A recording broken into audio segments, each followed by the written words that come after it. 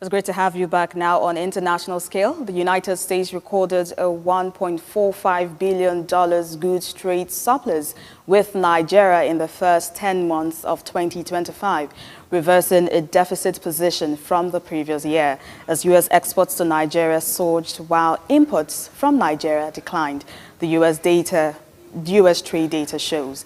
Now, figures from the U.S. Census Bureau indicate that between January and October 2025, the U.S. exported goods worth $5.94 billion to Nigeria and imported $4.49 billion, resulting in a positive balance of $1.447 billion in America's favor.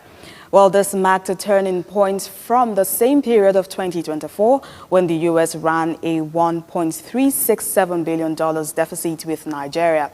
In October 2025 alone, the U.S. posted a $162 million trade surplus with Nigeria, exporting $532 million worth of goods while importing $369 million. This was higher than the $116 million surplus recorded in September 2025, pointing to a month-on-month improvement of $46 million, or nearly 40%. The October outcome was mainly shaped by falling U.S. imports from Nigeria rather than by expanding exports. Well, despite weaker export volumes, the sharper drop in imports widened the U.S. surplus. Now, a year-on-year comparison shows the scale of the shift. In October 2024, the U.S. recorded a $103 million trade deficit with Nigeria, exporting $295 million and importing $398 million. By October 2025, that position had flipped to a $162 million surplus. Meanwhile, Nigeria's exports to Africa reached 4.82 trillion naira in the first half of 2025, up 14% year-on-year compared to 4.21 trillion naira in the first half of 2024. West Africa absorbed over 62% of Africa's continental exports. The Comptroller General of the Nigeria Customs Service, Bashir Adewale Adeniyi, was quoted as saying that the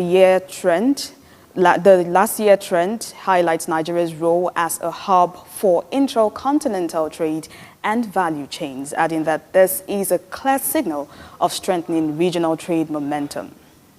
Our data from the National Bureau of Statistics reviewed by ECOFIN agency shows that West Africa has remained Nigeria's largest market on the continent. ECOWAS bought 2.995 trillion naira goods, representing more than 62% of Nigeria's exports to Africa and rising 16% year-on-year. Fuel was the most purchased Nigerian product by the regional bloc, totaling nearly 298 billion naira. In the first half of 2025, exports to Africa accounted for only about 10% of Nigeria's total exports, estimating at 43.3 trillion naira. Africa was the country's fourth largest export destination after Europe, 17.3 trillion naira, Asia 14.1 trillion naira, and the Americas 6.9 trillion naira. Well, now in Egypt, the Egyptian Foreign Minister Badr Abdel Latif welcomed U.S. Deputy Secretary of State Christopher Landau to Cairo for talks on bolstering the strategic partnership between Egypt and the United States. The two men reviewed key regional files, including Gaza, Sudan, and the Horn of Africa. On Gaza, Egypt stressed its support for the next phase of peace plan, including the rapid deployment of an international stabilization force, opening the Rafah border crossing in both directions, and an Israeli withdrawal to enable reconstruction and sustain humanitarian aid. While on Sudan, Cairo called for a humanitarian truce, safe corridors, and a Sudanese-led political process that preserves the country's unity and institutions. Well, Dr. Abdel Latif also reaffirmed that the Nile is Egypt's lifeline and vowed cooperation with Nile Basin states over the disputed Grand Ethiopian River Dam. Egypt and Sudan are both concerned the dam could reduce the flow of water to the country, causing water shortages. Well, the International Monetary Fund has called on central bank to exercise caution in cutting interest rates, emphasizing that maintaining price stability remains critical amid uneven growth and persistent inflation pressures.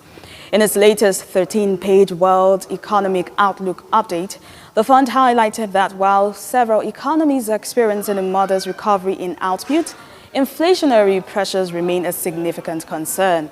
The IMF noted that central banks must carefully balance the trade-offs between supporting growth and avoiding a resurgence of inflation. The IMF stressed that in regions where inflation remains above target, a more cautious data-dependent approach is warranted. While Nigeria's strong growth outlook positioned it as a driver of sub-Saharan Africa's expansion, the IMF cautioned that sustaining economic momentum will require disciplined fiscal and monetary policies. While the fund recommended that the central bank remains flexible but prudent, signaling that aggressive and preemptive rate cuts could undermine hard-won gains in price stability. I am Tehila Opole. Many thanks for watching.